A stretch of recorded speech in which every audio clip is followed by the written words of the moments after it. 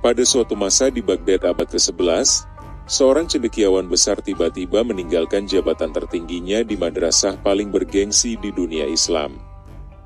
Di tengah kejayaan intelektual dan pujian publik, ia berhenti berbicara, secara harfiah kehilangan kemampuan untuk mengajar. Ia merasa jiwanya kering, ilmunya kosong, dan kata-katanya tak lagi memiliki makna. Dalam krisis ini, ia mengundurkan diri dari peradaban dan mengisolasi diri. Namun, siapa sangka, dalam keheningan dan keraguannya, ia dapat menciptakan sebuah karya yang berbicara untuk semua kalangan dan akan bertahan melampaui abad. Cendekiawan ini tak lain dan tak bukan adalah Abu Hamid Al-Ghazali. Dan karya yang dimaksud tak lain adalah Alkimia Kebahagiaan. Dalam video ini, kita akan mengupas bagaimana dari kegelisahannya, Al-Ghazali membangun filsafat kebahagiaan yang tetap relevan di tengah hiruk-pikuk dunia modern ini. Bagian 1. Alkimia Kebahagiaan Al-Ghazali. Fondasi Transformasi. Pendahuluan. Momen sejarah Ghazali dan signifikansi alkimia kebahagiaan. Abu Hamid Al-Ghazali adalah salah satu pemikir paling berpengaruh dalam sejarah intelektual Islam, seorang polimatik yang menguasai bidang fikih, teologi, filsafat, dan refleksi mistik. Lahir pada 1058 di Tus, sebuah kota yang menjadi persimpangan tradisi intelektual Persia dan Islam, Ghazali tumbuh pada era yang ditandai oleh perdebatan sengit antara para sarjana, filsuf rasionalis, dan sufi asketik. Kota Baghdad, tempat ia mengajar di Nizamiyah, berfungsi sebagai pusat ilmu pengetahuan dan diskursus, memadukan filsafat dengan ortodoksi teologis. Dalam lingkungan ini, Ghazali mengembangkan pikiran yang presisi sekaligus reflektif, menyerap struktur formal logika dan hukum sembari tetap peka terhadap dimensi etis dan spiritual manusia. Alkimia kebahagiaan menempati posisi unik dalam karya-karyanya. Berbeda dengan karya besarnya dalam bahasa Arab, ia Ulum al-Din, yang ditujukan untuk cendekiawan, alkimia ditulis dalam bahasa Persia, bahasa sehari-hari masyarakatnya. Pilihan bahasa ini menunjukkan niat pedagogis inklusif. Ghazali ingin menjangkau pembaca awam, pencari makna, dan mereka yang ingin memahami etika dan spiritualitas tanpa batasan akademis. Dengan demikian, jalan menuju kebahagiaan, kejernihan etis, dan kesadaran ilahi tidak lagi hanya milik elit, tetapi dapat diakses oleh siapa saja. Karya ini lahir dari pengalaman hidup sekaligus upaya akademis pribadinya. Ghazali sendiri pernah mengalami periode pertanyaan eksistensial yang mendalam, termasuk meninggalkan jabatan bergengsi di Nizamiyah untuk menyepi dan bermeditasi selama bertahun-tahun. Menghadapi ketidaksesuaian antara kesuksesan lahiriah dan kekosongan batin, antara pencapaian intelektual dan kerinduan spiritual, ia merumuskan pelajaran yang tetap relevan hingga kini. Alkimia kebahagiaan bersifat personal sekaligus universal, menyatukan pengetahuan akademis dengan refleksi pengalaman hati manusia. Judul karya ini sudah mencerminkan tujuan utama.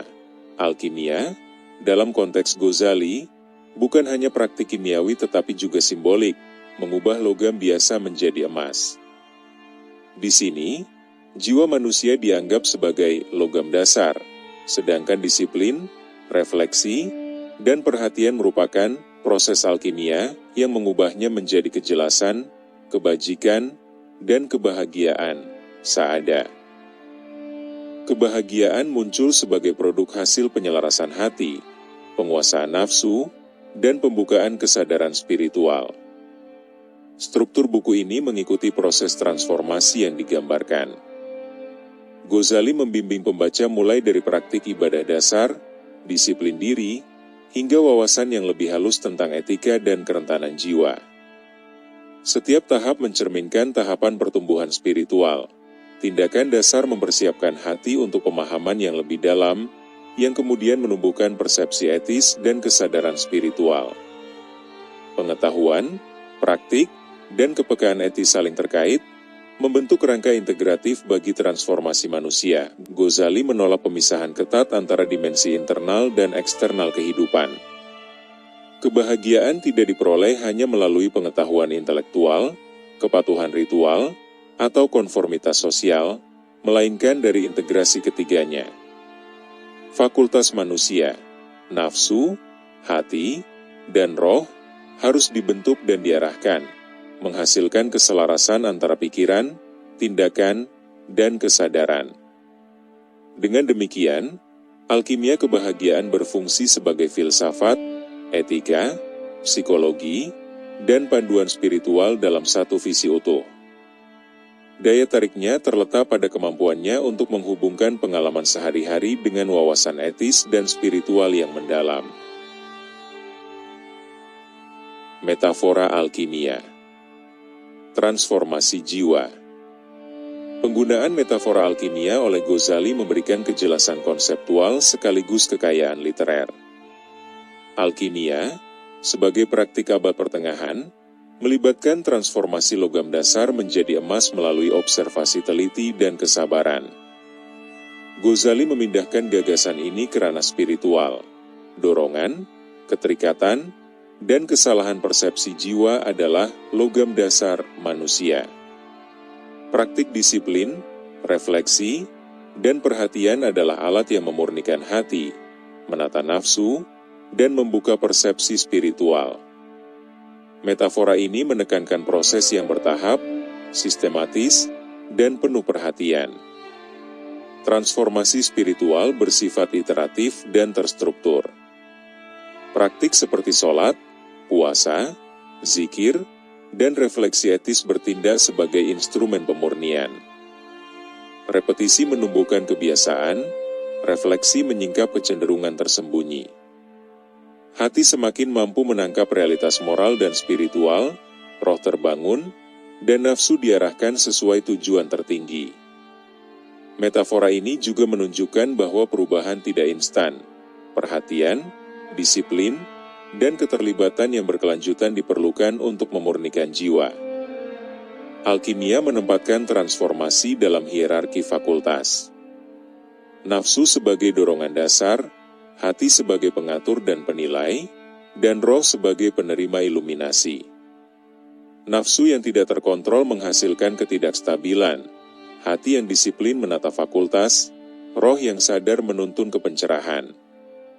Metafora ini mengkomunikasikan metode, tujuan, dan tanggung jawab moral, menunjukkan bahwa individu adalah tukang alkimia bagi dirinya sendiri. Ghazali menambahkan imaji visual yang kuat, hati sebagai cermin yang memantulkan kebenaran ilahi, nafsu sebagai kuda liar yang perlu dikendalikan, dunia sebagai pasar yang penuh godaan dan distraksi, serta hidup sebagai pelayaran laut yang menuntut ketekunan dan pengamatan. Imaji ini menjadikan proses abstrak pemurnian jiwa terasa konkret dan dapat dialami secara reflektif. Metafora alkimia juga menyatukan filsafat, teologi, dan etika. Ghazali mengintegrasikan pemikiran Aristotelian tentang kebajikan dan ide neoplatonis tentang emanasi, menempatkan ritual, refleksi moral, dan pengetahuan dalam kerangka metodologis yang koheren. Kehidupan digambarkan sebagai laboratorium moral dan spiritual, di mana praktik disiplin menghasilkan transformasi yang nyata. Kebahagiaan muncul sebagai produk harmonisasi fakultas, integritas moral, dan kesadaran spiritual.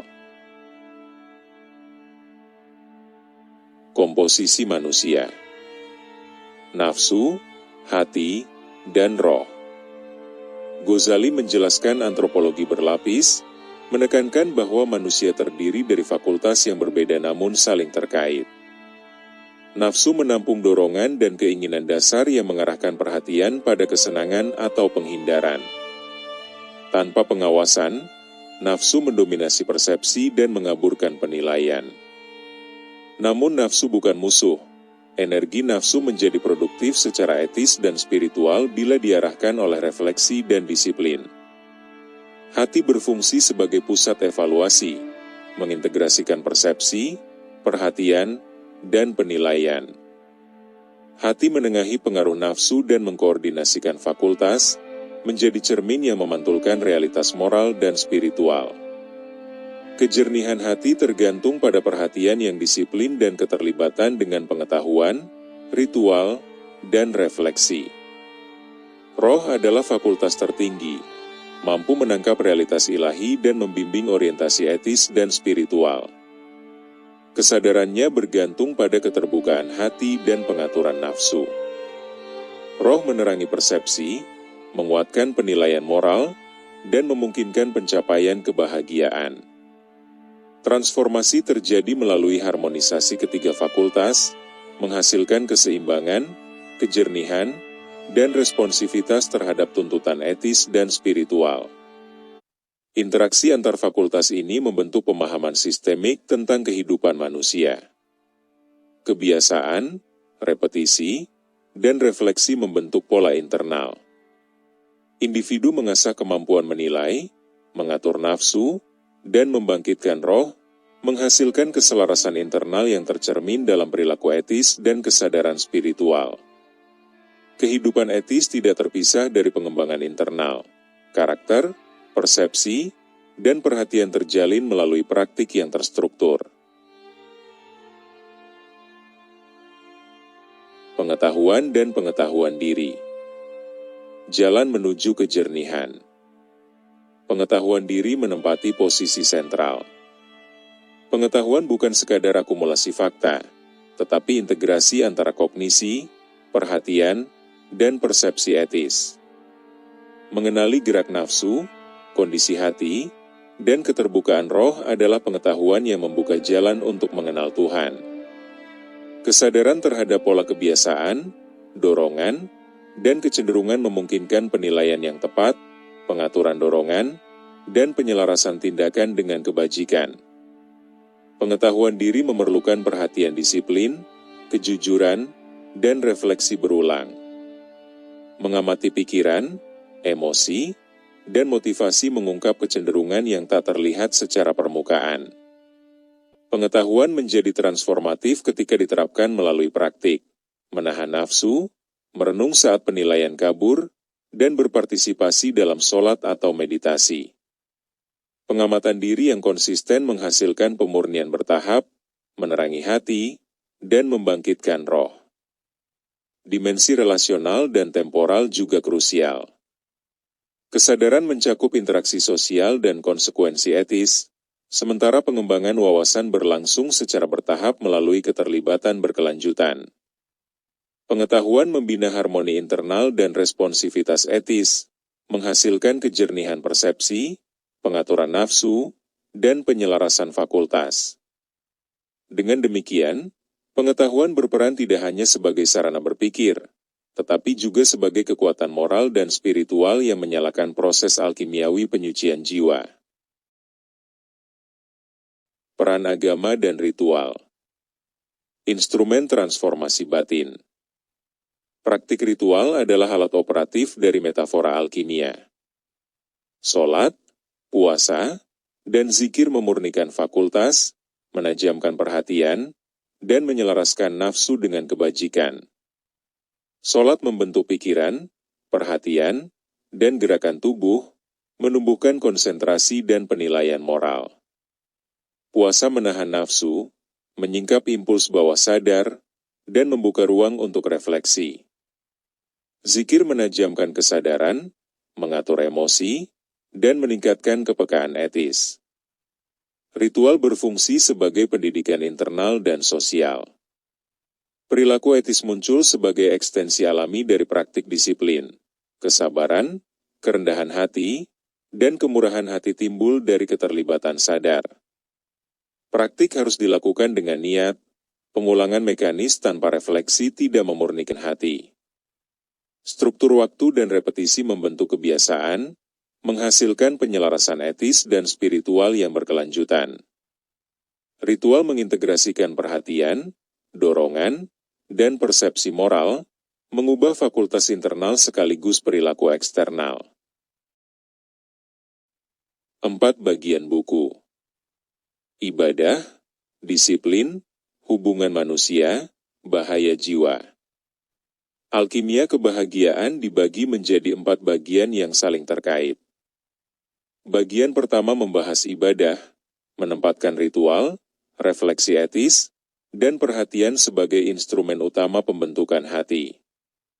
Bagian kedua menekankan disiplin, pengaturan nafsu, pembentukan kebiasaan, dan penataan fakultas hati dan roh. Bagian ketiga membahas hubungan manusia, interaksi etis, tanggung jawab sosial, dan pembentukan kebajikan yang mendukung kehidupan bersama. Bagian keempat menelaah bahaya jiwa, keterikatan, ego, dan distraksi, serta memberikan panduan observasi diri dan koreksi internal. Keempat bagian ini membentuk panduan menyeluruh untuk transformasi etis, psikologis, dan spiritual, mengintegrasikan pengetahuan, praktik, dan kesadaran sosial dalam satu kerangka koheren. Bagian 2, Alkimia Kebahagiaan Al-Ghazali. Etika, sosial, dan relevansi abadi. Etika dan psikologi. Dorongan, kebiasaan, dan pembentukan karakter. Ghazali menekankan bahwa psikologi manusia tidak dapat dipisahkan dari etika. Nafsu adalah sumber energi sekaligus tantangan bagi perkembangan moral. Jika tidak disadari, nafsu mengganggu perhatian, mengaburkan penilaian, dan menimbulkan keterikatan pada hal-hal sementara. Namun nafsu juga menjadi alat untuk berbuat, memotivasi usaha, perhatian, dan tindakan etis. Pembentukan karakter melibatkan pengaturan nafsu melalui kebiasaan, refleksi, dan disiplin. Kehidupan etis pada dasarnya adalah proyek internal yang terus berlangsung, di mana individu membentuk diri melalui kesadaran dan niat yang konsisten, menyelaraskan dorongan nafsu dengan penilaian hati dan penerangan roh. Kebiasaan memegang peranan penting dalam proses ini. Pengulangan tindakan baik memperkuat pola perhatian, membangun refleks etis, dan secara bertahap memurnikan persepsi. Seperti pemahat yang membentuk bahan mentah dengan ketekunan, individu mengasah fakultas moral melalui keterlibatan sehari-hari.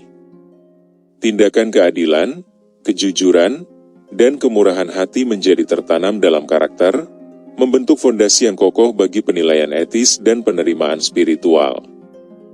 Sebaliknya, kemalasan, kelalaian, dan keterikatan pada kesenangan sementara meneguhkan pola yang merugikan, menghasilkan kebingungan moral dan kelesuan spiritual. Pandangan Ghazali tentang hubungan psikologi dan etika ini sejajar dengan temuan modern mengenai pembentukan kebiasaan, pengendalian diri, dan keselarasan kognitif emosional. Pengetahuan dan praktik berinteraksi secara erat. Pengetahuan intelektual saja tidak mampu mengatur nafsu atau membentuk karakter. Praktik disiplin diperlukan.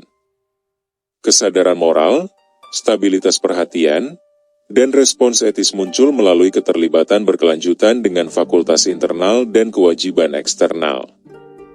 Pengetahuan tanpa praktik tetap pasif, sedangkan praktik tanpa wawasan berisiko menjadi mekanis. Transformasi sejati lahir dari sintesis keduanya, kognisi, perhatian, dan tindakan bekerja bersama untuk memurnikan nafsu, menerangi hati, dan membangkitkan roh. Dimensi sosial, keadilan, kasih sayang, dan tanggung jawab. Transformasi diri menurut Ghazali tidak terlepas dari kewajiban sosial. Kebahagiaan tidak bersifat privat semata, ia tercermin dalam hubungan dan tanggung jawab sosial. Hati yang halus terhadap kebajikan mampu menyadari hak dan martabat orang lain. Kasih sayang menjadi perpanjangan alami dari disiplin diri, sementara keadilan muncul dari kemampuan menyeimbangkan keinginan pribadi dengan kewajiban etis. Pembentukan karakter internal memunculkan kepekaan sosial. Individu yang terlatih mengelola interaksi dengan orang lain secara adil, empatik, dan konsisten. Ghazali menekankan bahwa kesadaran etis dan perilaku sosial saling memperkuat. Penyempurnaan internal meningkatkan sensitivitas sosial, sementara interaksi dengan sesama menguji, memperkuat, dan menerangi kapasitas internal. Mengabaikan kewajiban sosial atau tanggung jawab moral melemahkan perhatian, memperkuat egoisme, dan mengaburkan kejelasan hati. Sebaliknya, partisipasi etis dalam masyarakat menjadi cermin kerja alkimia jiwa, membentuk kebiasaan dan pola persepsi yang lebih matang. Kehidupan etis berlangsung simultan dalam dimensi individual dan sosial, menunjukkan bahwa kebahagiaan lahir dari perpaduan pengembangan diri dan kesadaran relasional. Imaji dan gaya sastra. Cermin, kuda, pelayaran, pasar. Ghazali memanfaatkan imaji kaya untuk membuat konsep abstrak menjadi konkret. Hati digambarkan sebagai cermin. Ketika diasah melalui disiplin, ia memantulkan realitas ilahi dengan jelas. Ketika terganggu, cermin memproduksi distorsi. Nafsu disamakan dengan kuda liar. Tak terkendali, ia membawa individu ke arah yang rapuh dan sementara. Tetapi jika diarahkan, dapat menggerakkan perjalanan menuju tujuan tertinggi. Kehidupan diumpamakan sebagai pasar yang penuh distraksi, godaan, dan pilihan moral. Kesadaran dan perhatian etis memungkinkan individu menavigasi pasar tanpa terjebak.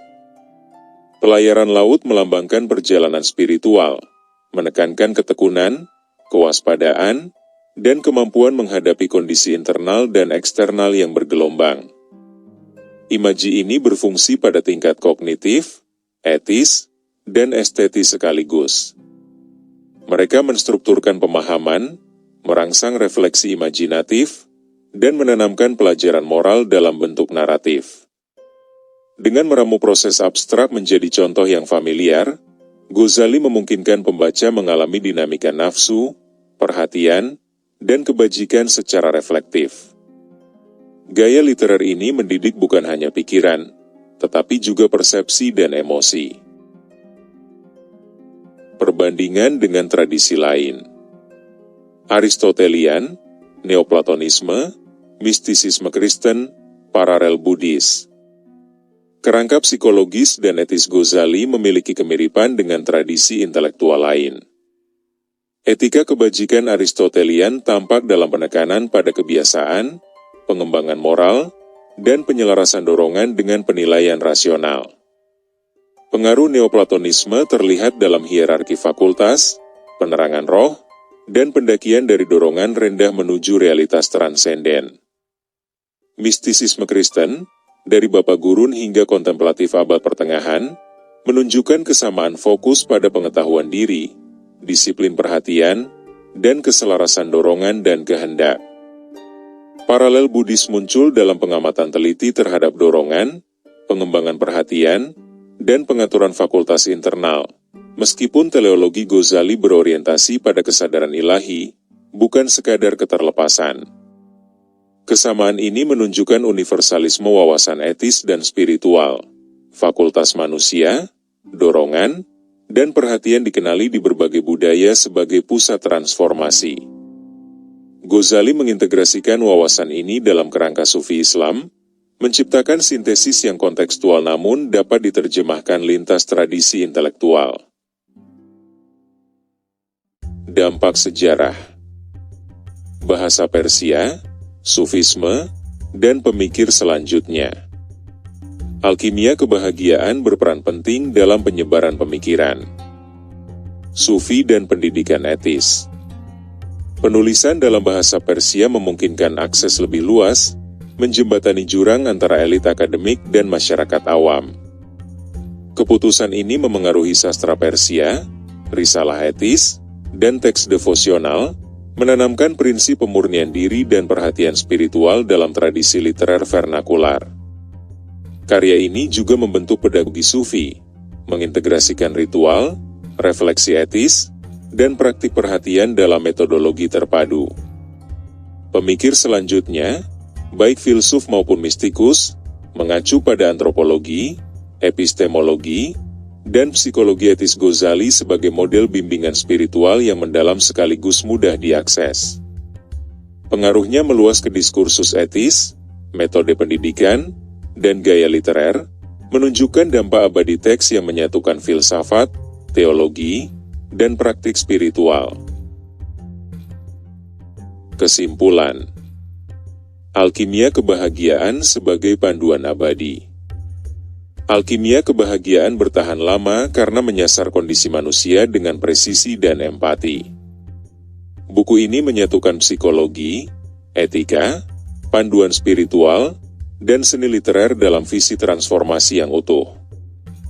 Nafsu, hati, dan roh membentuk triad yang harmonis untuk menghasilkan wawasan etis, kejernihan perhatian, dan penerangan spiritual. Pengetahuan diri berfungsi sebagai alat dan jalan, memungkinkan individu mengelola dorongan, memurnikan karakter, dan menyelaraskan tindakan dengan prinsip tinggi. Ritual, kebiasaan, dan perhatian menjadi mekanisme praktis transformasi, sementara keterlibatan sosial menegaskan kesadaran etis dalam kehidupan bersama. Melalui metafora, narasi, dan imaji hidup, Ghazali membuat proses abstrak menjadi konkret dan dapat dialami. Sintesisnya menghubungkan dan melampaui tradisi intelektual lain, menjembatani nalar filsafat, insight mistik, dan pedagogi etis. Secara historis, karya ini memengaruhi praktik sufi, literatur Persia, dan diskursus moral. Di era ini, alkimia kebahagiaan terasa semakin relevan di tengah dunia yang dipenuhi oleh arus media, godaan impulsif, dan kebingungan moral yang menumpulkan perhatian serta kesadaran manusia. Transformasi dipahami sebagai laboratorium perhatian, keteraturan internal, dan pengembangan moral. Kebahagiaan muncul sebagai produk harmonisasi fakultas, disiplin dorongan, dan kesadaran. Ghazali menawarkan metodologi yang komprehensif, menghasilkan kesejahteraan, wawasan spiritual, dan integritas moral, sebuah panduan abadi bagi siapapun yang berupaya membentuk diri melalui kesadaran, disiplin, dan visi etis.